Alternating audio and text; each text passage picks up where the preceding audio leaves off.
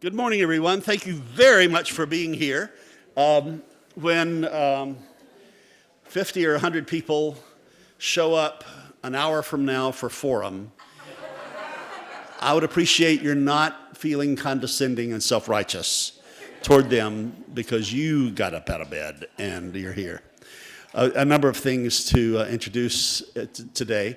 I want to welcome everybody who's streaming with us. Thank you very much. We're getting about 100 streamers every Sunday from 25 different states and about 11 different countries. It's really quite a phenomenon, so we're really glad you're here.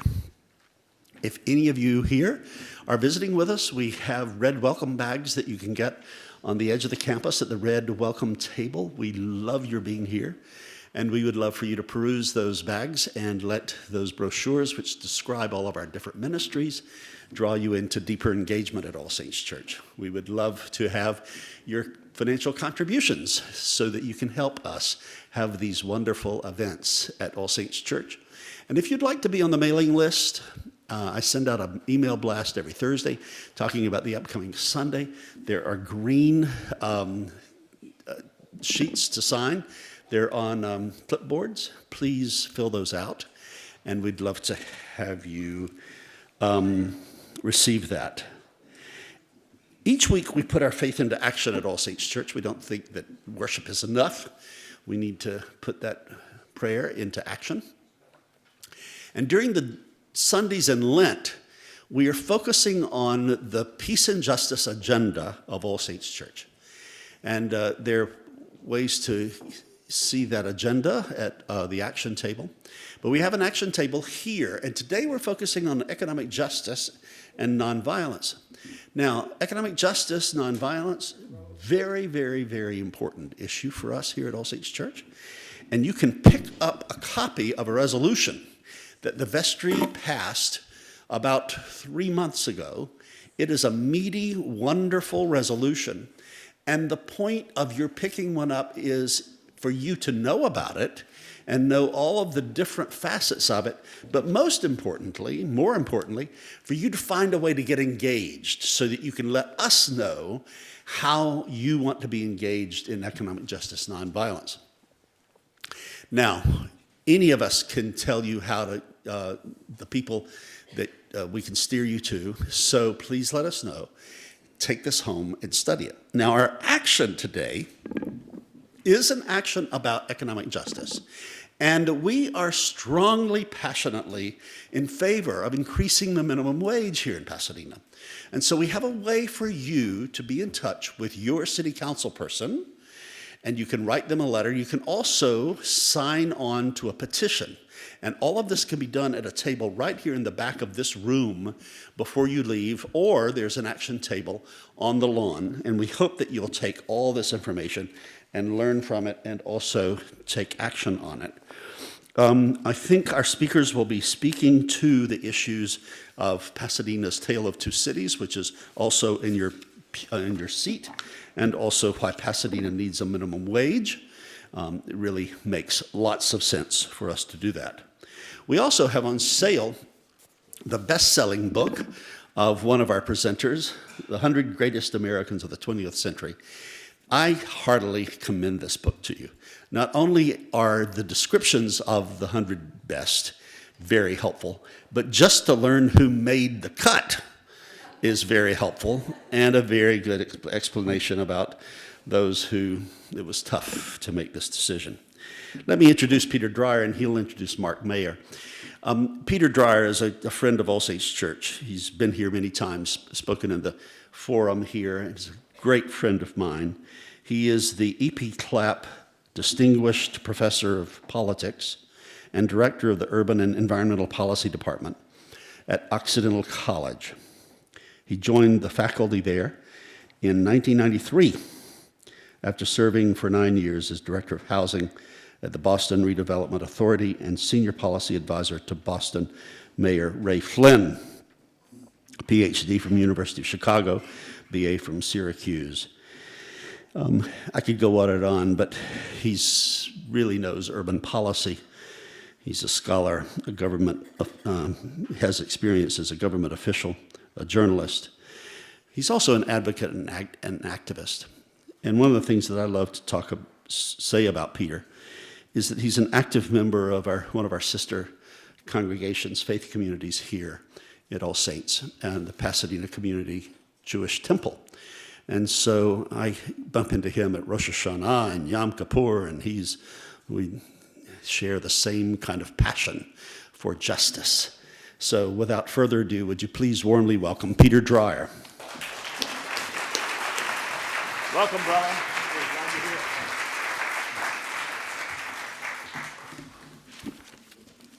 Please don't ask me who I'm going to vote for mayor.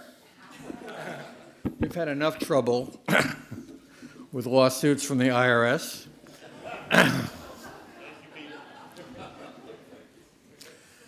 But I'll tell you out there, but not up here. Today we're celebrating the 50th anniversary of the March from Selma to Montgomery, Bloody Sunday, to demand equal voting rights for all Americans. And so I think it's appropriate to remember what Martin Luther King once said. He said, "Philanthropy is commendable, but it must not cause the philanthropist to overlook the circumstances of economic injustice which makes philanthropy necessary." And I'm sure that Dr. King was channeling a similar idea by Thucydides, the Greek historian, who said, "When will there be justice in Athens? There will be justice in Athens when those who are not injured are as outraged as those who are."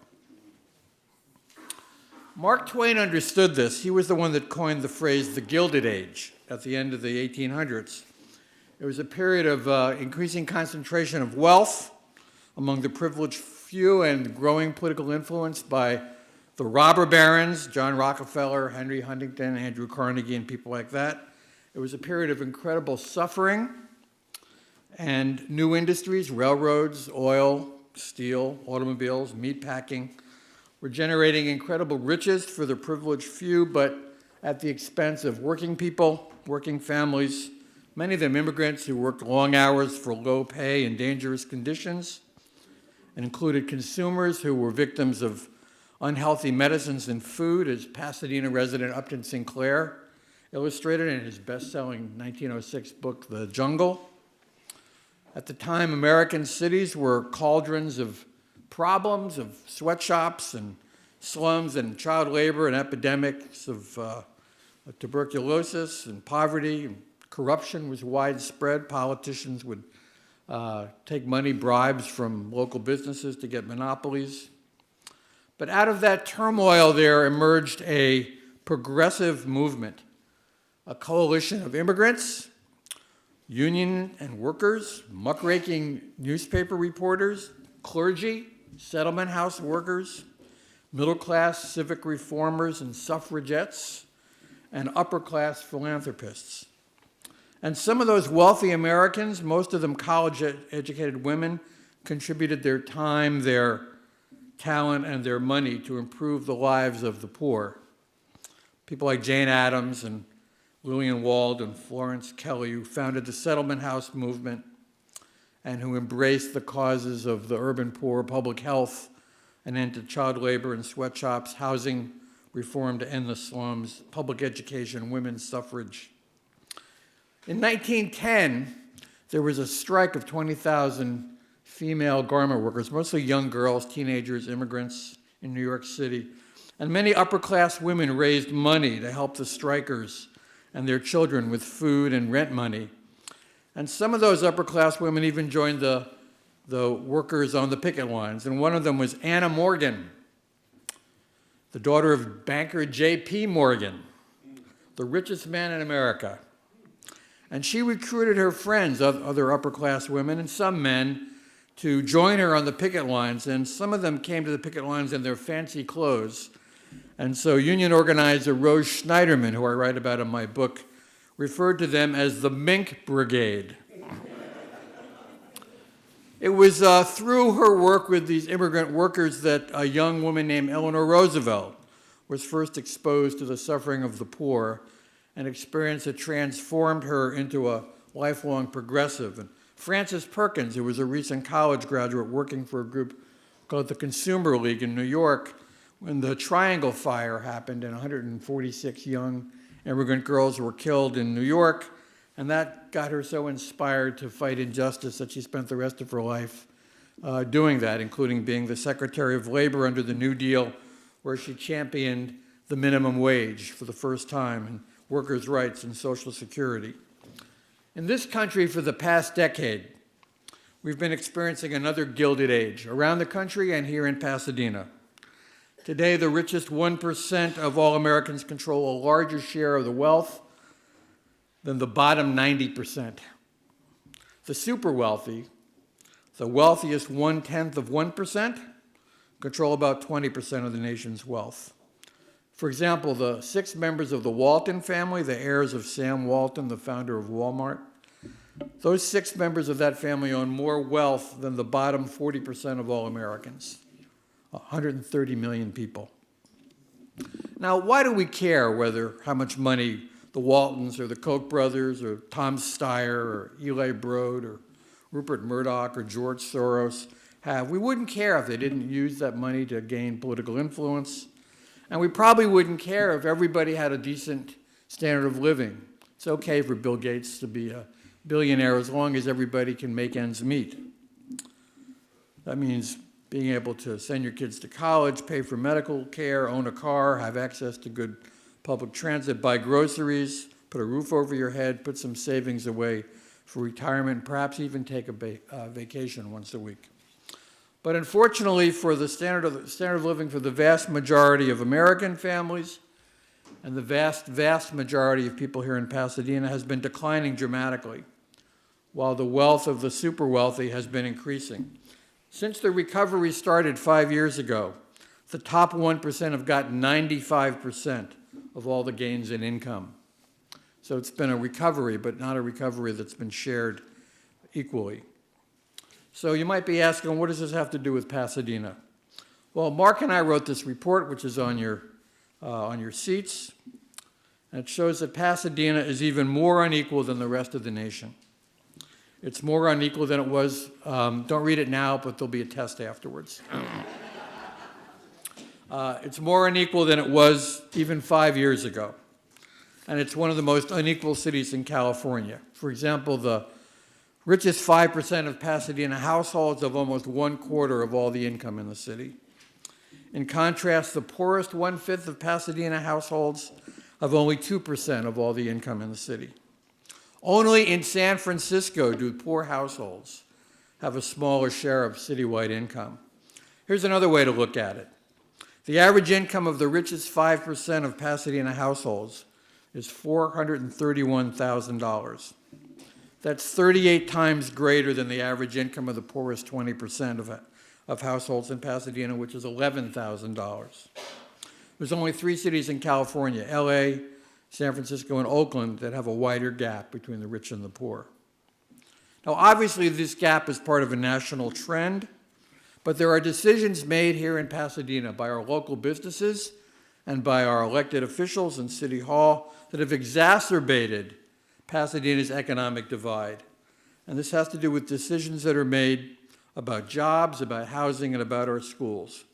We are a wealthy city, but it's also a city characterized by high rents and low wages. Over 16% of Pasadena residents live in poverty, which is higher than the nation's poverty rate, but many, many more live just on the brink of poverty. So there's an enormous amount of pain and suffering here in Pasadena. It's invisible to many people, but that suffering is not invisible to the people in the city who send their kids to our public schools, who work in our hotels, in our restaurants, in our stores, and some of whom sleep on the streets. The city's development policies have exacerbated these inequalities. For example, the City Council and the Planning Commission and other city agencies have aggressively promoted Pasadena's low-wage tourism sector, eager to entice new hotels and to accommodate visitors. Hotels primarily provide low-wage jobs with few, if any, benefits, such as health insurance.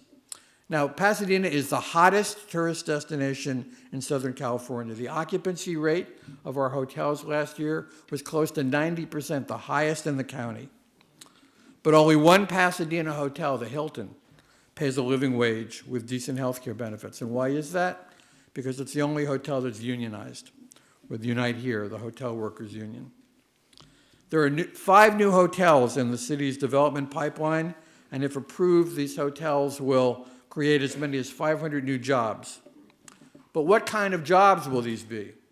Almost all of them will pay poverty wages without health insurance.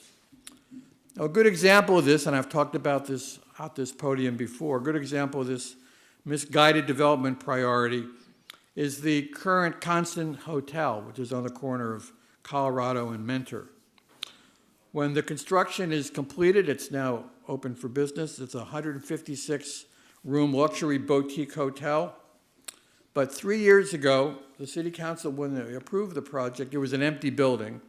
And it used to be the Pasadena Manor, a home for over 160 elderly and disabled people. The hotel primarily pays poverty wages. And what we know about this building is that the residents who lived there before were mostly poor, mostly elderly, some of them disabled. And when they were evicted, quite a few of them, they were scattered all over the place, and quite a few of them died within a matter of weeks and months after leaving their homes, which they'd lived in for 30 years. The developer told the landlord that they bought the building from that they had to evict all the tenants before he would buy the building to turn it into the hotel. And the city council failed to enforce our own city law, giving tenants adequate notice and relocation expenses. A real shame on the city. To make matters worse, the city allocated $11 million in federal stimulus money to this hotel. At the time, many of us questioned whether that money was needed, but the developer claimed he needed it to make the project work. Well, there was a stall in the project approval. Eventually, the government funds were, it was too late. The developer did not get the government funds that the city had allocated after a lawsuit. But the developer proceeded with the project anyway, as we see, because it's already open. In other words, they didn't need the money. The subsidy was simply a giveaway by the city officials who were too willing to believe what the developer had told them. This tragic story of the former Pasadena Manor and the current Constant Hotel reflects an odd aspect of our city's culture where we seem to care more about old buildings than about old people. So there's another hotel in the pipeline right now. The city owns the old YWCA building near City Hall, and the developer wants to turn it into another fancy hotel. The city owns the property. So what conditions will the city put on the developer to guarantee that all the people who work there will earn a living wage? This is a moral issue that will face the next mayor and the next city council, and something we should all be concerned about. Fancy hotels aren't the only construction projects that are changing our city's environment. Over the past decade, the city has approved over almost 4,000 new housing units. Almost all of them have been expensive luxury condos and apartments. The largest is the 480-unit Westgate Apartments, where a 2-bedroom apartment starts at $2,740 a month. So not surprisingly, as Mark and I point out in our report, the fastest growing portion of Pasadena's population are families making over $200,000 a year. Well, just as there was a progressive movement that responded to the outrageous excesses of the Gilded Age in the early 1900s, we are now witnessing a new progressive movement today in response to the outrageous excesses of the current Gilded Age.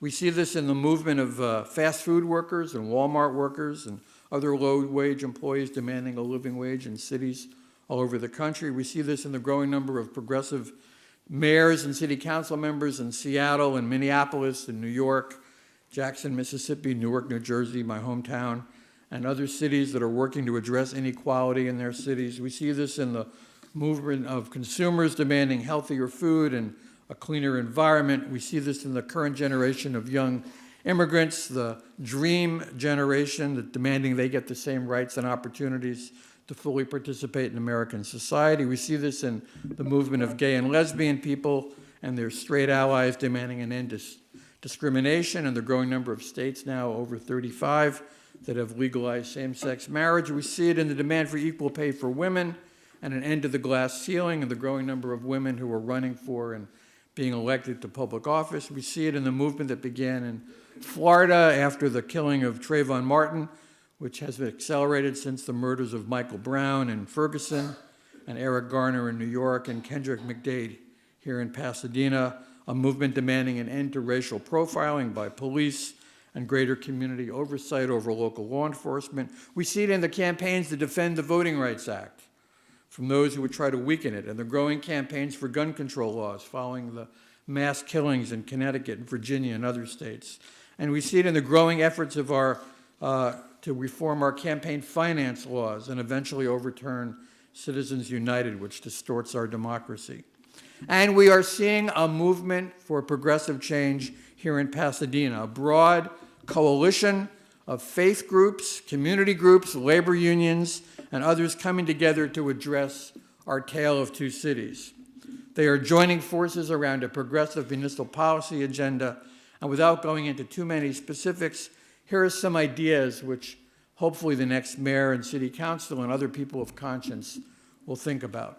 One, as Mark will discuss in a few minutes, a citywide minimum wage, along with a provision to address wage theft and family leave.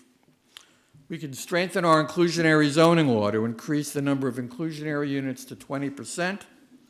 Right now, there's an in-lieu fee which allows developers to buy their way out of putting the units in their apartments. We could either raise the in-lieu fee and put that money into a affordable housing fund, or eliminate the in-lieu fee and require the developers to make our city really economically and racially integrated. We could use the city's housing trust fund to work with nonprofit groups to purchase large and small apartment buildings and preserve them as affordable housing, rather than watch helplessly as rents go up and up, pushing Pasadena's low-income and working-class families out of our beautiful city. We can increase the hotel tax, which is called the transient occupancy tax. I wrote a piece about this in the Star News a couple months ago. If we increased it by $3 a night, we would be equal to Santa Monica and Los Angeles, which is a 14% transient occupancy tax. We have the strongest, as I said, hotel market in LA County. If we added $3 a night, it won't reduce tourism. Nobody's going to not come to Pasadena for an extra $3 a night. And we would add $2 million to our city coffers. And what if we targeted that money to our public schools to increase the number of science teachers, or pay for full-time athletic coaches, or buy musical instruments?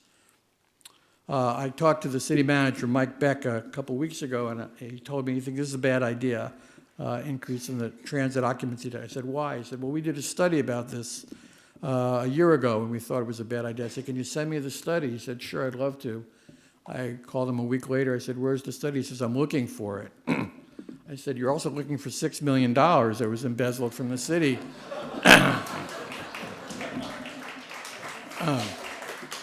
So he finally emailed me back and said that they hadn't done the study that he thought they had done.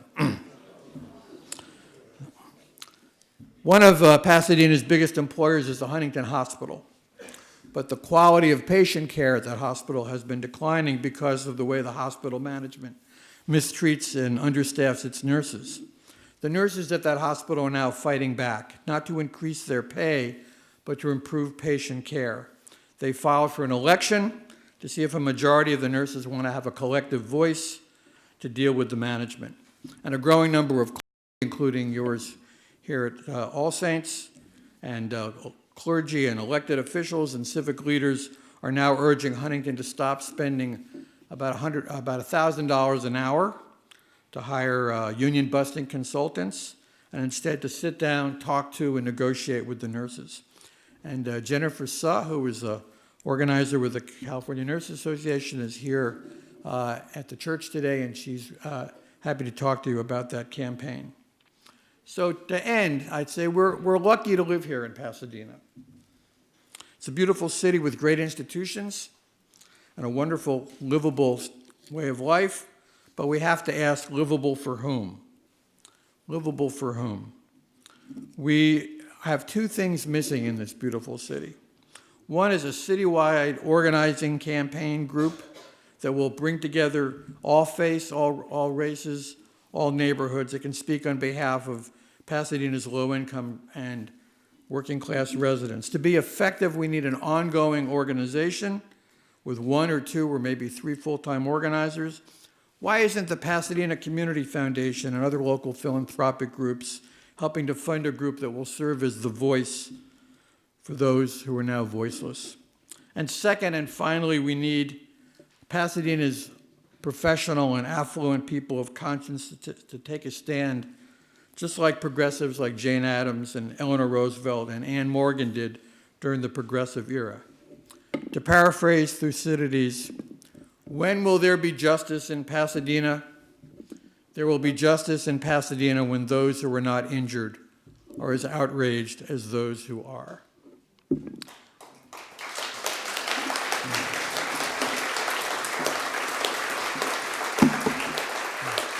And so to tell us a little more about the minimum wage campaign and why it's important and why we need it and why it won't kill jobs the way the Chamber of Commerce is no doubt going to tell us, I'm proud to introduce my friend, my co-author, and my comrade in arms, Mark Maier, who is a professor of economics at Glendale College, the author of several very important books on economics, who has a PhD from the New School, but more importantly has a PhD in social justice.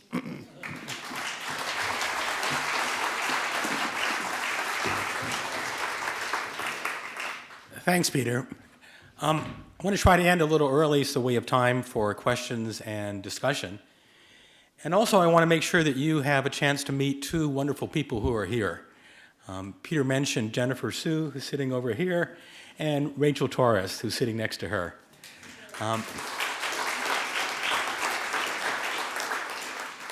These are young people who give me hope for the future. These are wonderful, articulate, very smart young people who are dedicating themselves to social and economic justice. And I hope you have a chance to meet them after our talk. I thought I'd talk for a few minutes on, from a personal level and as an economist, about why we need a minimum wage, particularly in Pasadena, and why we're focusing on $15. I'm sure you've heard that number thrown around. First of all, why Pasadena? Well, last November, a remarkable thing happened, is that a minimum wage was passed in places that surprised me. We're talking about Arkansas, Alaska, Illinois, Nebraska, South Dakota voted to raise the minimum wage. Wow. In California, there's been efforts to raise the minimum wage beyond the current $9 California-wide minimum wage. Oakland, San Jose, San Francisco, Berkeley, Richmond. What's missing there? Southern California. We've been laggard. Certainly there are strong efforts to pass a minimum wage for Los Angeles, and San Diego may come through, but Pasadena can be a leader.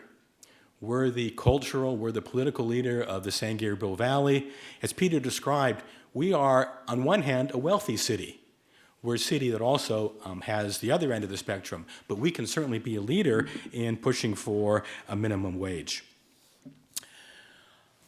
I've lived in Pasadena for 25 years, but when Peter and I began this research, I was shocked to learn about parts of the city that I didn't really fully understand.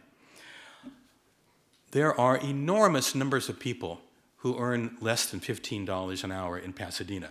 It depends how you cut it. There are about 15,000 jobs in Pasadena that pay less than $15 an hour. Over 15,000 jobs. There are over 22,000 Pasadena residents who earn less than $15 an hour. There's a difference because obviously some people live in Pasadena, work elsewhere, live elsewhere, work in Pasadena. We're a net job creator. We have more people who work in Pasadena and don't live here than people who live here and work elsewhere. But we're talking 20,000 people who earn less than $15 an hour.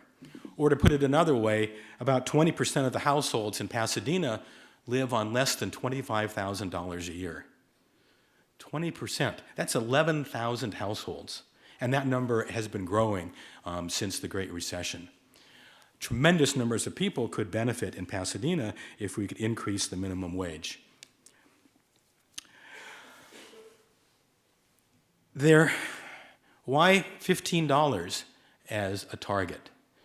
Well, I guess it's alliterative. Fight for 15 sounds good. And we've had cities around the country like Seattle ostensibly having passed a $15 minimum wage, but we should realize even in Seattle, they're talking about having all workers reach $15 an hour, not until the year 2021. This is a stepped-in increase. Back when I was a high schooler, I earned the minimum wage, $1.60 an hour, washing cars on a used car lot. Doesn't sound like much, but if that minimum wage kept up with inflation today, it would be over $11 an hour. But more importantly, if that minimum wage kept up with productivity in our country, it would be over $22 an hour. That's really an important statistic. People who oppose the minimum wage say, well, people earn the minimum wage, they're not very productive, why should we pay them more? But most of our productivity is social productivity. The reason I earn a high salary is not because I'm so smart. It's because I live in this country where all of us have a tremendous amount of social wealth. Think it for yourself. If you were placed in another country where we didn't have the kind of social capital we have in this country, how much would you earn? For me, it'd be much, much less. The reason I earn a decent salary is I live in a country that is relatively wealthy. All those folks who earn the minimum wage deserve that same kind of increases in pay. And that would raise their pay today if they kept up with productivity from the time I was a teenager, would be over $22 an hour. Sometimes people who oppose the minimum wage like to say that people who earn the minimum wage, they're just kids, working over the summer. That's not true in Pasadena. Almost 2/3 of the people who earn less than $15 an hour are working full year. And full-time. 80% of them are working full year. Next time you're at the car wash, next time you go to a fast food restaurant, next time you go to a hotel, talk to the people who are earning low wages. These are not kids, these are people supporting families. Well, what do economists have to say about the minimum wage? I'm sure some of you have taken basic economics courses, you learned about supply and demand in the market. What do we do in markets when there's a surplus? We have a surplus of workers who need jobs. If we have a surplus of avocados out here in the market across the street, you don't want to raise the price. You raise the price on something where there's a surplus, things get even worse. Well, economists have been studying this for the minimum wage and reached some results that suggest we need to rethink the basic textbook approach. Interestingly, the main researchers doing this were, number one, Alan Kruger, who started this research 20 years ago, and more recently was President Obama's chief economic advisor, and David Card, a Berkeley economist who's tremendously well respected, chosen as one of the best economists when he was under 40. They did research looking at minimum wage jobs across state lines, where one state raised the minimum wage, the other didn't. And lo and behold, they discovered the minimum wage had no effect on employment. Now, immediately, the fast food industry hired other economists to try and contradict those results. But over the 20 years, there's been a consensus among mainstream economists that raising the minimum wage has zero effect on employment, which means we need to rethink, what's happening in that market. And the results aren't that complicated. Investigations have shown that when you raise the minimum wage, it has three effects. First of all, it reduces turnover. Places that rely on minimum wage workers worry about turnover. They're constantly needing to retrain workers, and that's tremendously expensive for employers. Also, when you raise the minimum wage, you raise productivity. People are more connected to their place of employment. And that's why the minimum wage has an enormous spillover effect. If we raise it, we not only raise wages for those many tens of thousands of people in Pasadena who are in less than $15 an hour, we'd also be helping people who are in slightly more, because employers know how important it is to pay people slightly more in order to make sure they reduce turnover and increase productivity. Well, the other argument sometimes given against the minimum wage is, won't it raise prices? And in Pasadena, we're fortunate in the sense that jobs won't leave Pasadena. We have very sticky jobs in hospitality. Hotels, restaurants aren't going to leave just because they have to pay their employees a little bit more. But there is the possibility we're going to see some price increases. But how much are we talking about? Economists suggest that over a 3-year period, if you raise the minimum wage to $15 an hour, a hamburger might go up by 30 cents. I'm willing to pay that. And we have to recognize that the total macroeconomic effect is even stronger. Raising the minimum wage to $15 an hour in Pasadena would inject about $150 million into our economy. Everybody would benefit. That's about 1,000 new jobs. If we do this county-wide, it would inject almost $10 billion into the LA County economy. Well, how do we raise the minimum wage? Well, the devils are in the detail, and I think we can learn from what other cities have done and even some of the mistakes that they've made. My preference is keep it simple. One of the problems with the minimum wage is that right now in California, it's not fully enforced. There's a tremendous amount of wage theft, which means workers and employers need to understand very clearly how the minimum wage works without bells and whistles. Some other cities have made mistakes by trying to have exemptions. In San Francisco, for example, for nonprofits. But shouldn't all saints be paying the minimum wage? I think so. In Seattle, they tried to exempt certain businesses of certain sizes. And that's led to tremendous problems trying to interpret when is a business a big business, when is it a small business. Do you measure it by its enterprise size in Seattle or by its size nationwide? We don't need to go down that route. In Richmond, they said, well, why don't we try to measure size by number of employees, but then employers would try to move employees from part-time to full-time to reduce the size of their employment. Then they said, why don't we do it by enterprises that have fewer than 800 hours of employment over a 2-week period. Think of that. You're an employee trying to figure out if the minimum wage applies to you, and you have to figure out whether your employer hires 800 hours over a 2-week period. We need to keep it simple, with almost no exemptions. Sometimes people worry about mom and pop enterprises. State law for the minimum wage already exempts immediate family members, spouses, children, parents from the minimum wage. It exempts workshops for the handicapped.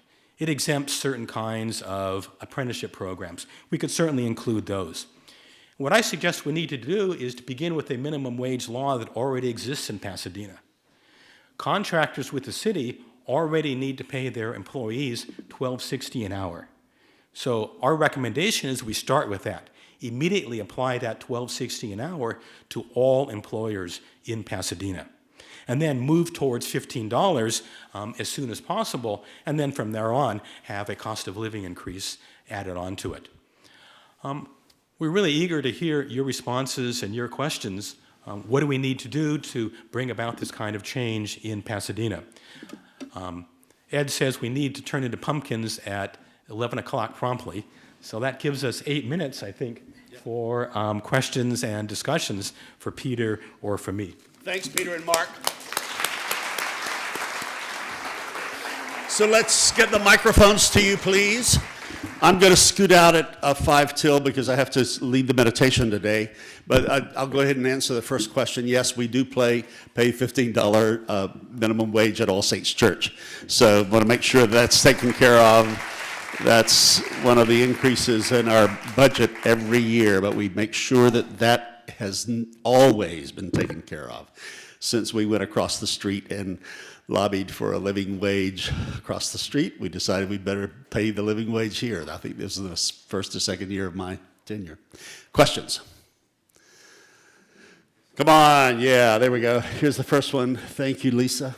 And let's go ahead and get the mic to, okay, please, first. Good morning. It just strikes me, I was thinking about what the kind of the going rate is for babysitters in Pasadena. So if you think about the top income families in Pasadena, $15 is the going rate for people who trust babysitters to take care of their kids. And so I wonder, as you think about the story and building a coalition of people, if that's what we value to pay people who take care of our kids, why can't we value the people who take care of our other needs in our life at that same rate? So I just wanted to throw that out there.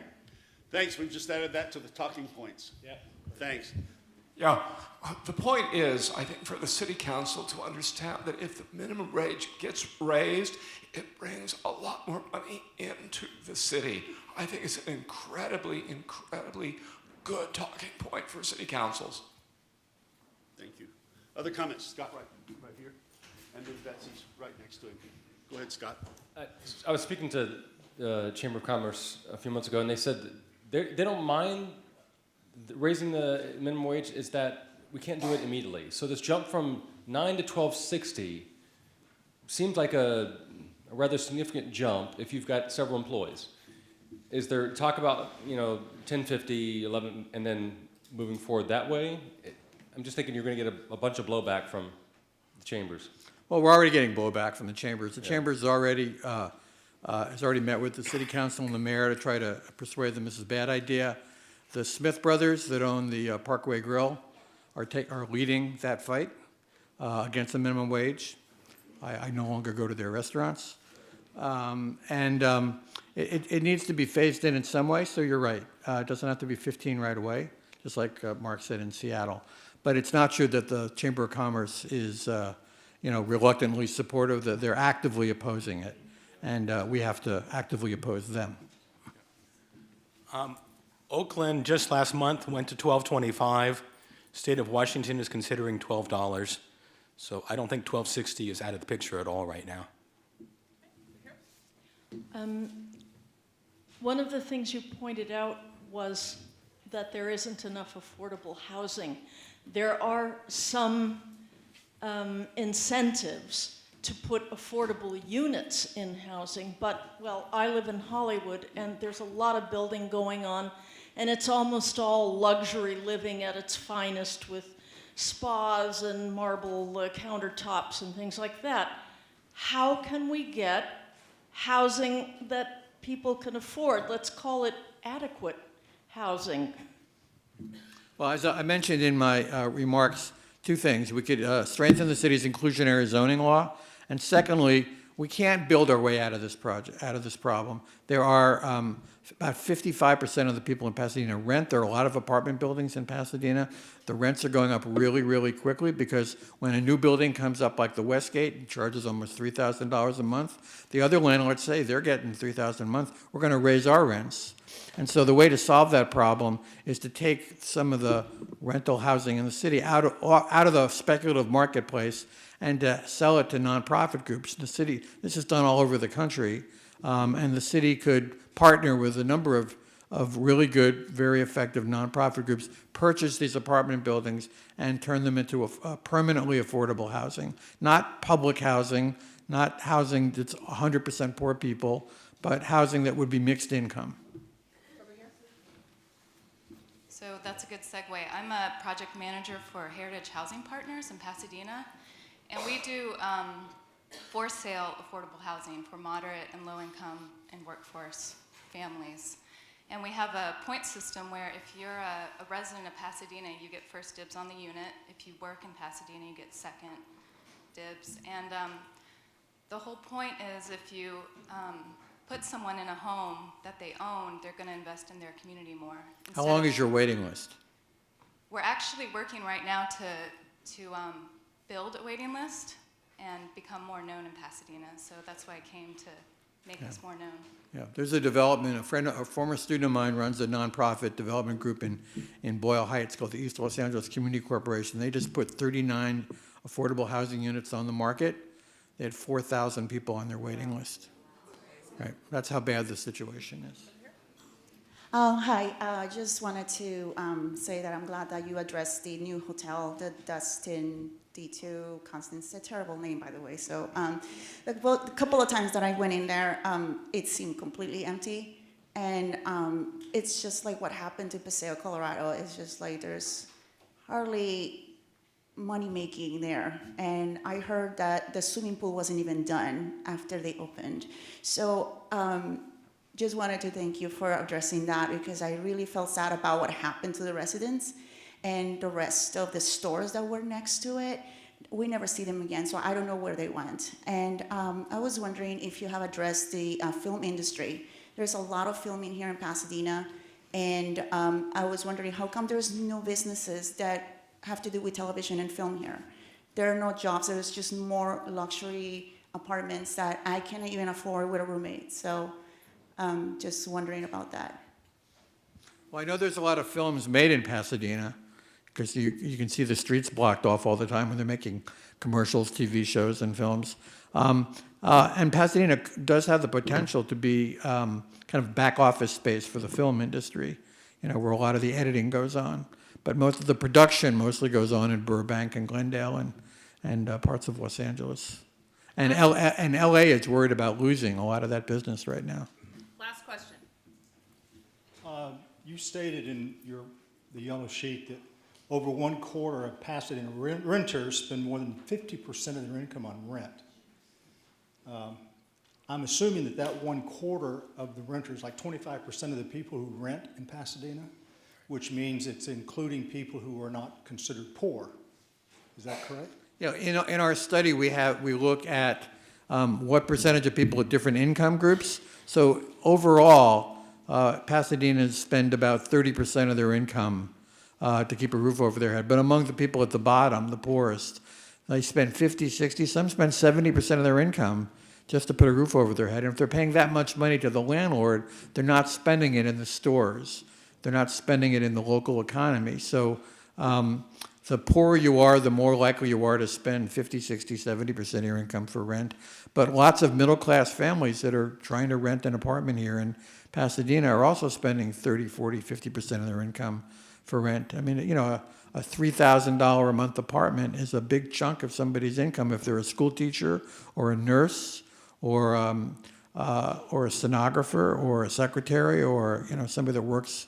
They're not even low wage. They're not even poor, but they're struggling to get by. So the real the problem in Pasadena is not simply the homeless people we see on the streets. That's a tragedy which we need to deal with, but it's also the number of the working poor and the working almost poor. Well, what does a family do who are in that group with 40 or 50% of their income going to housing? How do they live? They barely live. I'm serious. I mean, how do they pay medical bills? How do they food? They don't go to the doctor. They don't buy new clothes. They get hand-me-downs. Their kids are malnourished. They go to school hungry. We're getting the hook here, Peter. So, yeah.